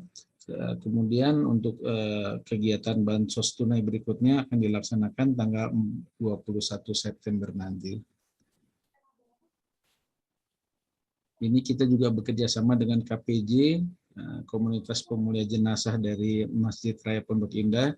Jadi untuk sahabat-sahabat kita di sini, jamaah-jamaah yang berada di wilayah DKI, Cinere, Pondok Cabe, Cinangka, Ciputat, Pamulang, Bintaro, Pondok Aren, dan Ciledug, bila ada masyarakat di lingkungannya yang memerlukan bantuan ketika ada musibah kematian, bisa menghubungi kami, dan ini akan diberikan secara gratis untuk pelaksanaannya. Jadi silakan saja nanti mendaftar kepada kami bila ada di lingkungannya yang terkena musibah kematian. Yang kita fasilitas yang akan kita berikan adalah memandikan jenazah, mengkafankan, mensolatkan, dan memakamkan dengan fasilitas dari ambulan yang kita miliki. Kecuali jenazah COVID kali ini. Jenazah betul, jadi memang ada ketentuannya jenazah COVID, tapi pun nanti kalau memang COVID bisa menghubungi kami, ada cara-cara tertentu yang bisa kami laksanakan gitu. Kalau saya dulu koordinator ambulan COVID, kita ada 20 mobil dari BNPB. Tapi sekarang sudah selesai, sudah. Masya Allah. Ini kita bisa dibantu. Boleh nanti kita berkomunikasi. Terima kasih Pak Dokter. Kita ada 4 ambulan mobil jenazah yang standby di kita. Ini untuk bapak-bapak dan ibu-ibu yang akan mengikuti berpartisipasi untuk kegiatan sosial ini bisa mentransfer ke rekening kami, rekening Pejuang Subuh Pondok Indah di 451 itu kodenya 72202001 atas nama Pejuang Subuh Pondok Indah. Ini nomor kami yang tadi mungkin bapak-bapak dan ibu-ibu yang baru mengetahui, ini nomor kami. Silakan apapun pertanyaannya bisa dikumpulkan di sini 0811 17 30 114 untuk ini nomornya pesan nih Pak Ustadz ya. Ini adminnya kita. Oh, dipesan ya nomornya Pak Ustadz. Ya, 17-nya 17 rakaat, 30-nya 30 juz, 114-nya. Nomor cantik nih, dunia akhirat. Yang punyanya berjenggot nih, padahal nomornya cantik mungkin. Ya, Insya Allah. Ya, Insya Allah ini nomor ini sudah banyak membantu kita juga. Di balik ini juga kita sudah punya 7 WA group ya, kurang lebih 1.500 jamaah sudah berkumpul di komunitas kami. Begitu saja Mbak Indah. Terima kasih. Masya Allah luar biasa kegiatannya. Masya Allah, mohon doanya Pak Ustadz, Pak Dokter yang Ustadz juga ini. Kami di sini di Tebet tuh di Masjid Ittihad, Masjid Raya Ittihad Tebet Mas. Oh iya, kami saja pernah kesana. Sering kajian juga bersama ya. Boleh nanti kalau mau ada kita bergabung sama-sama buat kajian bersama-sama. Apakah nanti juga kita ini jalan-jalan ke luar negerinya, silahkan bergabung kita. Jalan-jalannya masih virtual ya Ustadz ya? Masih virtual, tapi ini banyak rencananya. Ya, Insya Allah sekalian umroh ya ke Turki. Umroh juga ditunggu, di Turki juga sudah ditunggu. Kemarin kita ke Bosnia juga ditunggu. Pak Fadian silakan hadir berapa orang. Kita juga kemarin kita mengunjungi Masjid Indonesia, Masjid Istiqlal di Sarajevo. Itu luar biasa, Pak Harto, terus ada perlu bantuan apa, ternyata perlu bantuan karpet gitu. Terus kita juga kerjasama dengan masjid di Belgia, sahabat-sahabat di sini juga membantu. Kemarin juga diajak oleh, kalau senang berkebun, beternak ya, sapi itu ya, di New Zealand juga ditunggu Ustadz Reza di sana. Jadi siapapun silakan tiket ke sana, dan sana disiapkan penginapannya ya Bu Indah ya, Bu Ustazah ya. Tapi syaratnya satu, kalau mau di sana setelah Isya, kalau tidak ada kegiatan harus tidur. tapi jam 2 malam bangun, sholat tahajud, dan jangan tidur lagi karena kurang lebih 5.000 sapi menunggu Bu Indah dan Bu Ustazah kalau mau ikut. Gitu, jadi luar biasa Pak Fadian, kalau mau ikut silahkan kita itu, tapi syaratnya itu Bu Indah, jadi jam 2 bangun ngurus sapi gitu kan. Pasti makan sapi ya. Iya, ada 5.000 sapi punya Ustaz Abdul Reza Jabar. Jadi sana gembala sapi pakai mobil, Pak. Betul. Bahkan ada pesawat kecil luar biasa, punya helikopter Ya. untuk gembala sapi. Iya. Ada kawan saya juga tiap tahun kirim biri-biri atau domba 2 juta ke Mekah. Masya Allah. Dari New Zealand juga. Iya. Pengusaha Indonesia juga. Masya Tapi Allah. lagi pandemi ini stop dulu karena nggak boleh masuk hewan binatang. Baik. Kita juga banyak ketemu dengan duta besar menanyakan apa yang bisa kita bantu sebagai jamaah kepada duta besar, karena di sana tugasnya cukup berat. Kalau Bu Indah jadi duta besar Serbia, harus ketemu kita juga untuk membantu tugas sebagai duta besar.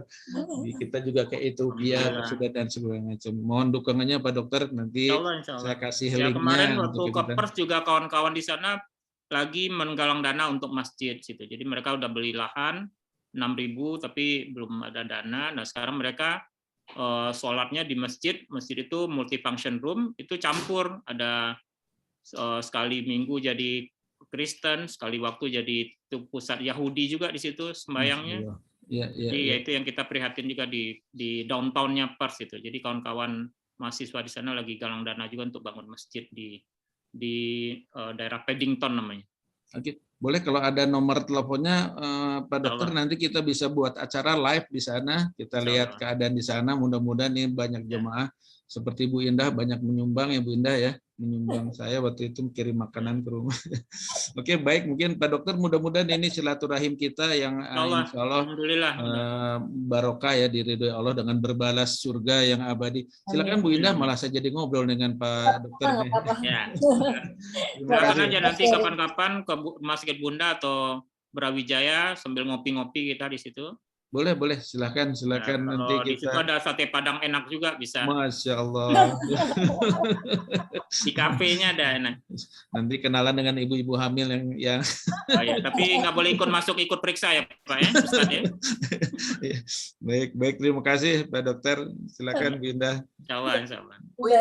Kita mau tanya ke Pak Dokter ini. Ya. Ini kan membuka rumah tahfiz ini ya. Ya. Rumah tahfiz ya. Apa ini motivasi beliau ini membuka rumah tahfiz ini? Boleh dong kita tanya beliau ini. Ya. Terima kasih Bu Ul, bahwa ya memang kami ya kembali semuanya itu tadi seperti kegiatan dari pejuang subuh tadi, artinya ada suatu investasi akhirat gitu ya. Jadi kami ya berdua sama istri ya punya niat seperti itu. Kita lihat di sana di daerah Tabing itu memang banyak anak-anak yang mengaji atau belajar Al-Quran itu di rumah-rumah tua dan tidak layak kadang-kadang menjadi tempat bimbingan belajar Al-Qur'annya. Jadi kami buat rumah anak takwa namanya, ya di Yayasan An-Nur Taufik namanya. Jadi ya alhamdulillah sekarang sudah cukup banyak dan beberapa kali bahkan malamnya itu ada anak-anak tuh siang, sore, dan sesi malam itu untuk orang-orang tua. Jadi ternyata banyak juga orang tua yang tidak bisa mengaji secara baik gitu. Nah, jadi kami kerjasama dengan kawan-kawan dari UIN atau dari UNP gitu yang bisa ngaji dengan membaca tahsin secara baik. Jadi belajar tahfiz pelan-pelan lah. Jadi sekarang alhamdulillah anak-anak itu udah cukup banyak bisa hafal ayat-ayat atau surat-surat Al-Qur'an.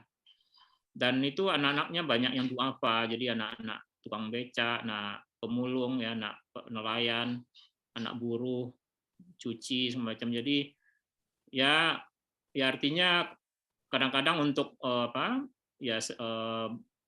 jadi semuanya disubsidi begitu ya. Alhamdulillah cukup banyak juga donatur ya, saya share kegiatan-kegiatannya, banyak kawan-kawan juga yang mau ikut mengambil mengambil anak-anak yatim yang itu. Jadi semacam anak asuh lah begitu. Jadi kami hanya membayar biaya minimal untuk membayar gaji guru-guru saja. Jadi alhamdulillah kegiatannya banyak yang support juga, memberi bantuan. Kemarin dari Universitas Batam memberi Al-Quran juga, jadi ada dari Yayasan Syekh Ali Jaber juga. Ya alhamdulillah banyak kemudahan lah kalau hal gitu. Jadi mudah-mudahan kami juga punya niat di sebelahnya kami mau bangun musola. Karena sekarang ruangan kelasnya udah tidak memadai lagi. Jadi anak-anak itu bisa di musola, bisa di luar jam sholat, mereka bisa menjadikan itu tempat belajar. Mudah-mudahan mohon doanya diberi kemudahan terus dan bisa membantu orang-orang yang duafa itu. Nah kemarin kami juga dapat support susu dari Frisian Flag dari susu bendera. Jadi kami kirim ke Padang kira-kira sekitar berapa itu? Mungkin 200 atau 300 box untuk anak-anak duafa tersebut. Demikian, Bu. Ya. Gimana Bu Indah? Silakan Bu Indah lanjutkan Ya, pertanyaan. terima kasih Ustazah. Pak Dokter, rumah Tafiz itu apakah anak-anak tinggal di sana dan posisinya tuh ada di Padang ya, Pak Dokter?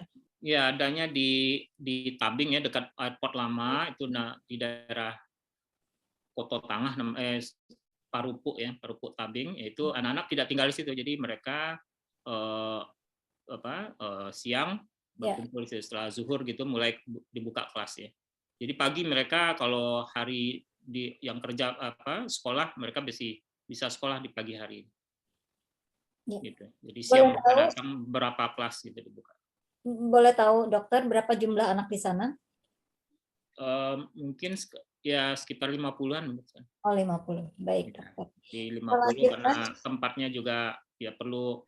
Jadi banyak buka kelas-kelas baru lagi, tapi kami tempatnya belum tidak sesuai lagi, belum memadai. Jadi rencananya. Ya, jadi baik, kemarin lagi sedang proses untuk persiapan musola. Ya. Baik, saya lanjutkan pertanyaan untuk dokter. Dokter, apakah dokter percaya ketika dokter mengejar akhirat, maka dunia akan dokter dapatkan? Ya, itu harus kita percaya. Ya, jadi insya Allah istilahnya di balik kesusahan pasti ada kemudahan ya. Di balik kalau kita mengejar dunia ya kita dapat dunia. Kalau kita kejar akhirat, kita dapat akhirat dan dunia. Insya Allah. Bagaimana cara dokter mendidik anak-anak untuk bisa mengikuti apa yang dokter lakukan selama ini sebagai profesi dokter, kemudian tapi tetap menjalankan agama gitu dengan baik, dokter? Ya pasti banyak kesulitannya kan, apalagi dengan anak-anak milenial sekarang. Tentu ada hal-hal yang nggak bisa lagi nih role model yang sama, pola cara pengajaran dengan zaman dulu gitu kan. Nah, tentu yang kalau kita punya anak-anak sekarang ya tentu dengan mereka lebih banyak melihat ya. Jadi mereka tidak perlu banyak ceramah dan kuliah atau omongan dari orang tua. Mereka hanya lebih banyak mencontoh orang tua itu jadi role model yang baik gitu aja. Dan kita mengurangi terlalu banyak ceramah, kadang-kadang mereka bosan juga dengar ceramah kita. Ya, apalagi anak-anak zaman milenial sekarang. Jadi tentu artinya kita mengingatkan apa yang baik, apa yang tidak baik, apa tentu akhlak terutama ya, akhlak yang baik terhadap orang tua, terhadap siapapun begitu kan. Artinya mereka harus punya basic atau dasar-dasar agama yang baik. Jadi mereka dimanapun, insya Allah akan bisa hidup istilahnya. Baik dokter. Kita ke Ustazah. Ustazah, tadi dokter mengatakan orang tua adalah role model. Bagaimana dalam pandangan agama mengenai ini, Ustazah? Ya, jadi betul itu. Kalau di dalam agama itu anak itu mau seperti apa, kulu mauludi yuladu ala fitrah fa'abawahu yuhawidanihi aw yumajisani aw yunasrani. Jadi tergantung bagaimana orang tua membentuk pribadi anaknya. Nah, tadi dikatakan oleh Dr. Taufik, ada beberapa pendekatan sebenarnya kita membentuk watak dan karakter anak. Yang pendekatan yang paling banyak efektifnya itu adalah keteladanan. Tadi dikatakan oleh beliau, bagaimana role model ini diberikan kepada anak. Nah, jangan dikira Bu Indah role model itu sikap dan perilaku sehari-hari ketika berhadapan orang tua dengan anak, tetapi keharmonisan ayah dan ibunya itu adalah role model gitu bagi mereka gitu. Bagaimana ayah dan ibunya menjaga keharmonisan. Tadi kita lihat bagaimana Dr. Taufik bisa seiring sejalan dengan istri beliau, bisa saling membangun saling pengertian ya, bisa membangun saling ikhlas ya, ikhlas dalam peran dan tugas masing-masing. Kemudian saling menghargai profesi suami, kemudian suami juga menghargai keberadaan istri di rumah dengan melaksanakan tugas-tugas sebagai wakil suami di rumah tangga gitu ya. Kemudian bagaimana Dr. Taufik tadi menunjukkan kepada anak-anak kesalehan individual yang beliau miliki bersama istri, kesalehan sosial yang dimiliki bersama istri gitu. Itu menjadi role model langsung bagi anak. Gitu. Jadi pendekatan-pendekatan lain itu menjadi pendekatan yang penting juga, tetapi ketika pendekatan keteladanan diabaikan, maka pendekatan yang lain menjadi kurang efektif dalam membentuk karakter dan kepribadian anak. Katakanlah ada pendekatan komunikasi. Nah, pendekatan komunikasi tadi katakan oleh Dr. Taufik, anak-anak sekarang nggak mau nyinyir. Tapi ketika kita memberikan model, lalu pada saat kita memberikan satu penekanan-penekanan pada komunikasi-komunikasi yang penting, itu menjadi efektif gitu. Hanya menekankan kepada keteladanan yang sudah diberikan. Kemudian juga tadi itu dalam hal bagaimana Pak Dr. Taufik dan keluarga dan istri membangun kesalehan individual. Tertarik sekali itu tadi saya dari perbincangan beliau itu ketika beliau dinas ya, beliau sangat menjaga diri dengan pengawasan melekat gitu. Bahwa saya meninggalkan keluarga, itu saya juga dijaga oleh Allah, ada Allah yang melihat saya. Maka dalam bekerja beliau berusaha jangan ada dosa dan maksiat yang dilakukan gitu. Karena beliau merasa dalam pengawasan Allah gitu. Sebaliknya istri juga seperti itu di rumah. Ketika istri sholat, ketika istri berdoa, dititip suami kepada Allah, istri juga merasa yakin gitu akan perlindungan Allah. Nah, jadi dua-duanya itu timbal balik Bu Indah. Nah, nggak mungkin keharmonisan itu bisa terwujud ketika salah satu pihak saja yang tadi itu memiliki kesalahan individual, yang lain tidak gitu. Nah, ini kalau misalnya Pak Dr. Taufik tadi mengatakan beliau berusaha di tempat kerja menanamkan sebuah pengawasan melekat pada diri beliau, tapi ketika istri tidak mempunyai iman yang kuat kepada Allah, nah itu bisa setiap pulang berantem terus gitu ya, pulang malam berantem lagi gitu, lihat lagi handphone, tanya lagi berapa orang wanita itu kayak mana wajahnya, kayak mana bentuknya, kayak mana segala-galanya gitu. Mulai itu menjadi sebuah pertengkaran. Tapi ketika kedua-duanya memiliki kesalahan individual, nggak seperti itu jadinya. Dua-duanya memiliki iman. Oke, aku titip suamiku pada Allah, Allah akan menjaga. Kemudian suami juga seperti itu. Aku bekerja ini walaupun tidak dilihat istri, tapi ada Allah. Allah yang mengasihi semua pekerjaan aku, semua gerak-gerik aku gitu. Nah ini yang menarik ini dari apa yang disampaikan Pak Taufik. Jadi saya juga melihat anak-anak beliau sukses kok gitu ya. Ada Najla yang kemarin baru saja menikah ya, Dr. Taufik. Ya. Kemudian alhamdulillah sudah lulus S2 di MBA. Ya. Kemudian dari Sydney, Australia, sekarang kerja di Sophie. Ya, jadi saya melihat Dr. Taufik bukan dari Dr. Taufik saja yang memberikan contoh ini dalam soal bagaimana membangun kesalehan individual dan kesalehan sosial. Karena mertua beliau itu adalah Bapak Nurli Zakir yang memiliki KBIH terbesar di Sumatera Barat. Nah, itu dikenal semua itu. KBIH Nur Zikrillah. Nah, beliau ini pembimbingnya Bu Ul ya. Pembimbing manasik hajinya saya salah satunya gitu ya. Nah, jadi Pak Haji Nurli bersama istri itu benar-benar full gitu mengurus KBIH ini. Termasuk juga anak beliau sekarang dia ya, adik dari istri Dr. Taufik ya, itu juga terlibat mengurus umrah ya, paket umrah ONH Plus yang ada di Jakarta. Nah, kemudian yang di Sumbar itu sudah tidak asing lagi, itu sudah puluhan tahun. Nah, ini menjadi contoh ini bagi cucu-cucu beliau gitu. Bagaimana kakek melakukan aktivitas-aktivitas yang bermuara kepada amal soleh yang di situ ada misi dakwah. Jadi sebenarnya dalam profesi apapun Bu Indah, seorang Dr. Taufik melakukan tugas sebagai seorang dokter, sebenarnya ada misi dakwah di situ.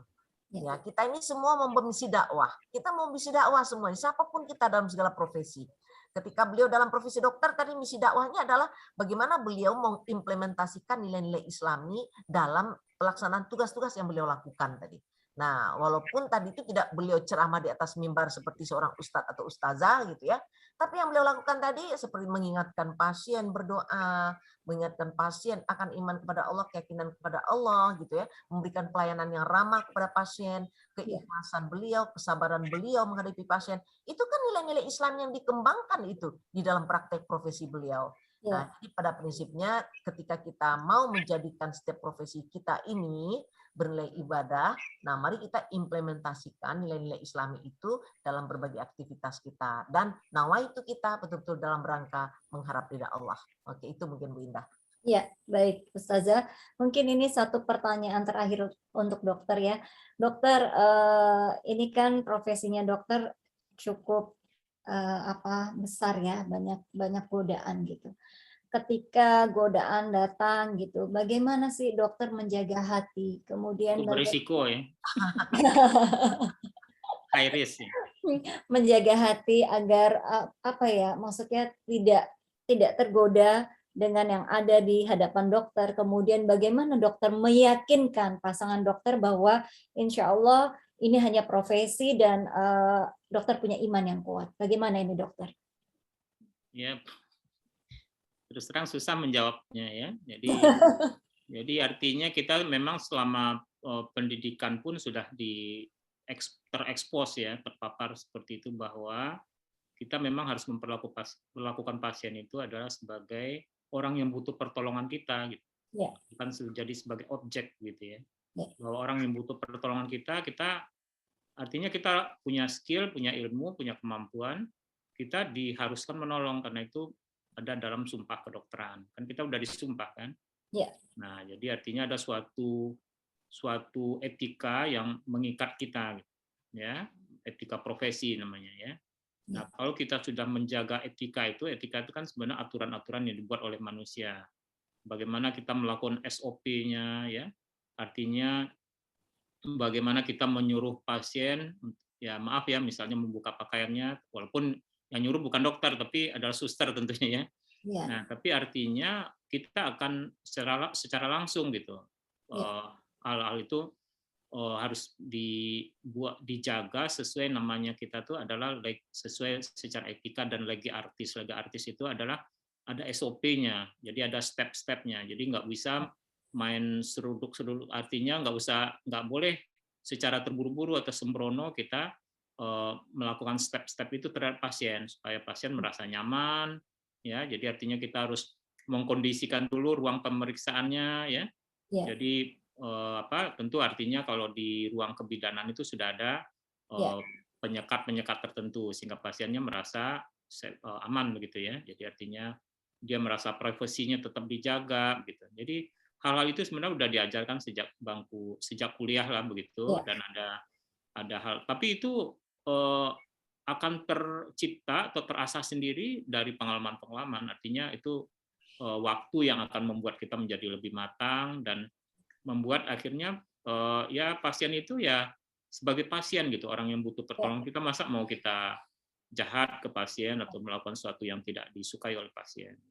Dan itu sudah hilang sama sekali itu istilahnya, hal-hal yang negatif itu ya udah bismillah aja, nanti apapun pasien, apapun ciri-ciri pasien, artinya itu udah semuanya udah kita niatkan untuk menolong pasien. Sehingga dan begitu juga artinya dari pasangan sendiri atau istri ya kita ajak ke rumah sakit sekali-sekali, kita ini ajak, nah ini situasinya kita menolong orang ya. Akhirnya ya tergantung juga dengan sifat dari istri juga sebenarnya, bahwa mereka bisa menerima situasi atau keadaan profesi suami. Artinya kembali lagi ya dokter, dasarnya adalah agama ya dokter. Betul. Ya, semuanya harus dikembalikan. Ya. Baik, terima kasih dokter. Waktu sudah menunjukkan jam 21.29, sisa 1 menit lagi. Sebelum kita akhiri, kita mohon kesediaan Ustazah untuk memimpin doa, tapi mungkin ada yang ingin disampaikan atau disapa dulu oleh pembina kita, Pak Asril, atau Pak Agung dan Pak Fadian. Bu Rani, silahkan menyapa Pak Dr. Taufik. Ya, terima kasih Bu Indah. Ya. Assalamualaikum Pak Dr. Taufik. Waalaikumsalam warahmatullahi wabarakatuh. Ya, alhamdulillah, senang sekali kali ini di KKS bintang tamunya Pak Dokter. Makasih. Iya, iya, alhamdulillah. Yang saya mau tanyakan Pak Dokter, bagaimana ya supaya seseorang itu suatu suami istri itu proses untuk berusaha untuk memperoleh anak gitu, supaya bisa hamil gitu, Pak Dokter. Bukan saya, Pak. Ya. Ini udah mulai pertanyaannya spesifik ini. Ya, boleh kan spesifik ya. Baik. Jadi artinya ya itu memang pasien yang sehari-hari saya hadapi seperti itu. Karena saya memang kerjanya di klinik fertilitas gitu ya. Jadi bagaimana program, tentu artinya kita melakukan assessment terhadap kedua pihak ya, pasangan ya.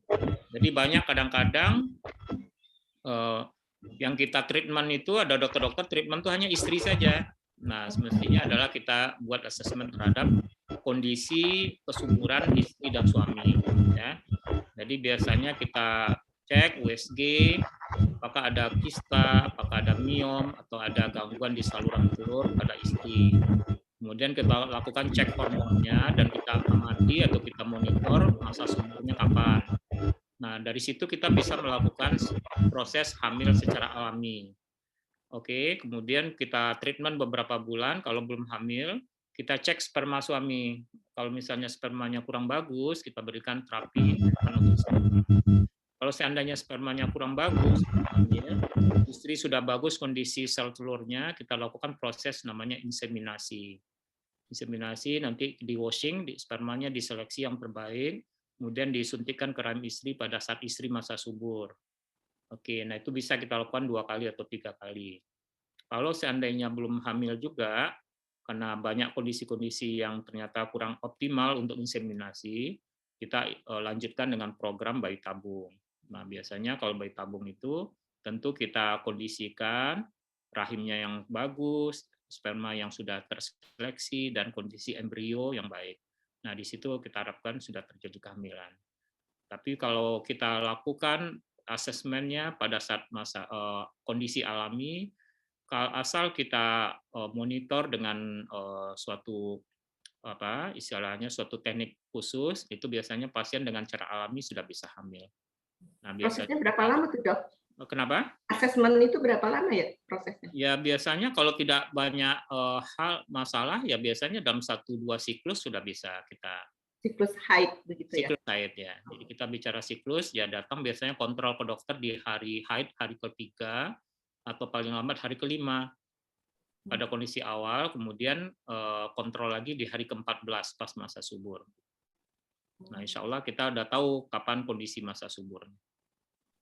Gitu ya, Dok. Terima kasih, Dok, atas penjelasannya. Silakan kalau memang perlu lebih mendalam, saya tiap di Rumah Sakit Bunda ya, Dok. Ya, di Rumah Sakit Brawijaya Saharjo. Bu Indah. Iya, silakan Bu Indah. Iya. Iya. Iya, terima kasih Bu Indah. Ya. Assalamualaikum Pak Dr. Taufik. Waalaikumsalam Pak Asril. Saya mewakili pengurus Pejuang Subuh Pondok Indah atau Pejuang Subuh Masjid Raya Pondok Indah. Seperti tadi yang sudah disampaikan oleh Pak Fadian, kami banyak sekali kegiatan, terutama di bidang dakwah. Sekarang kami mengadakan pengajian mulai dari hari Selasa, Rabu, Jumat, Sabtu, dan Minggu. Dan insya Allah nanti mulai bulan Oktober akan dimulai mulai dari hari Senin. Jadi nanti mulai Oktober, Senin, Selasa, Rabu, Jumat, Sabtu, dan Minggu. Dari jam 5.30 sampai jam 7. Nah, kami mengimbau atau mengharapkan Pak Dr. Taufik berkenan untuk menjadi anggota kami. Maksudnya kami mengharapkan atau mengimbau Pak Dr. Taufik dapat mengikuti tausiah dari ustadz-ustadz yang telah kami siapkan. Insya Allah. Terima kasih Pak Ustadz. Ya. Pak Asril. Ya Pak, makasih. Sekali lagi. Cocokkan waktunya. Iya, ya. Kami nanti share undangan pengajian. Nanti tergantung kepada Pak Dr. Taufik untuk memilih waktu yang Dr. Taufik bisa ikut pengajian kami. Sekali lagi kami mengucapkan banyak-banyak terima kasih kepada Pak Dr. Taufik yang sudah meluangkan waktu dan juga tadi mohon maaf dihubungi oleh Ustazah secara mendadak, dan juga dokter baru pulang dari rumah sakit. Ya, alhamdulillah tidak masalah. Senang sekali bisa sama-sama diskusi silaturahim di sini. Ya kami bangga, salut pada dokter ya. Bukan hanya ini memikirkan masalah kedokteran saja, tapi juga memikirkan agama Islam. Kami doakan semoga Pak Dr. Taufik maju terus, sukses terus. Amin, dan juga ini tahfiz yang diadakan di Tabing, Sumatera Barat berkembang terus. Amin. Dan juga dana dokter untuk mendirikan masjid di samping gedung tahfiz juga dapat terwujud dengan secepatnya. Amin, insyaallah. Sekali lagi kami mengucapkan banyak terima kasih. Mohon maaf kalau selama berlangsungnya kajian keluarga Sakinah ini ada hal-hal yang tidak berkenan di hati Pak Taufik. Kami mohon maaf yang sebesar-besarnya. Wassalamualaikum warahmatullahi wabarakatuh. Waalaikumsalam. Terima kasih. Baik, terima kasih Pak Asril, Pak Agung. Ibu Indah. Terima kasih. Baik, sekali lagi kami mengucapkan terima kasih yang sebesar-besarnya Dr. Taufik. Semoga apa yang dokter sampaikan malam ini insya Allah menjadi inspirasi bagi jemaah yang hadir pada malam ini, dan mudah-mudahan dokter dan keluarga selalu sehat walafiat terus, tetap berjihad di jalan Allah, dokter. Insya Allah. Wah, luar biasa Ibu Indah, kayaknya moderator yang sudah sangat profesional sekali. Amin, saya lagi belajar ini justru dokter gara-gara Pak Asril dan Pak Fadian. Luar biasa, hebat-hebat semua kelompok apanya Pak Asril. Amin, amin. Terima kasih. Acara ini kembalikan kepada Pak Fabian. Silakan Pak Fabian untuk mungkin Ustazah memimpin doa. Mari Bapak dan Ibu kita berdoa sejenak. Na'udzubillahi minasyaitonir rajim. Bismillahirrahmanirrahim. Alhamdulillahirabbil wassalatu wassalamu ala asyrafil anbiya'i wal mursalin wa ala alihi washabbihi ajmain. Hamdan na'imin, hamdan syakirin, hamdan yuafi ni'amahu wa yukafi mazidah. Ya Rabbana lakal hamdu kama yanbaghi li jalali wajhikal karim wa 'azimi sultanik. Allahumma ighfir lana dzunubana wa liwalidayna walil muslimina wal muslimat wal mu'minina wal mu'minat wa yaumul hisab.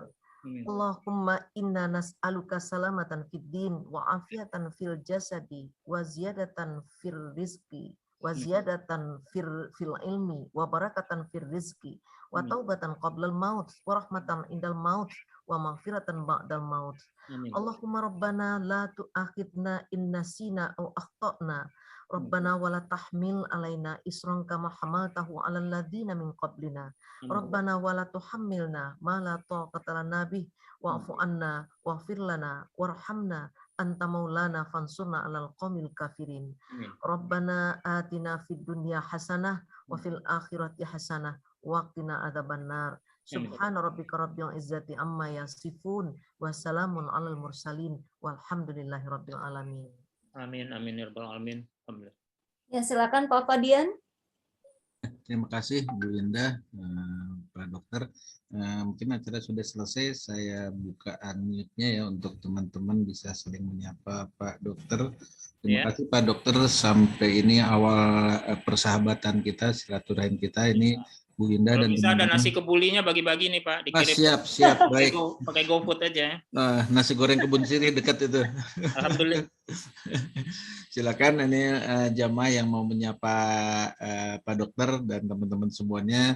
Terima kasih dari kami. Mudah-mudahan silaturahim kita mendapatkan ridho dari Allah dan berbaras kita punya tiket untuk kita ke surga yang abadi, Pak Dokter. Kita di sana dengan tanpa batas waktu. Kita insya Allah cita-cita kita hanya satu, tujuannya ke sana. Terima kasih Bu Fatmi, terima kasih Pak Dokter, juga Pak Asril, Bu Indah, Bu Rani.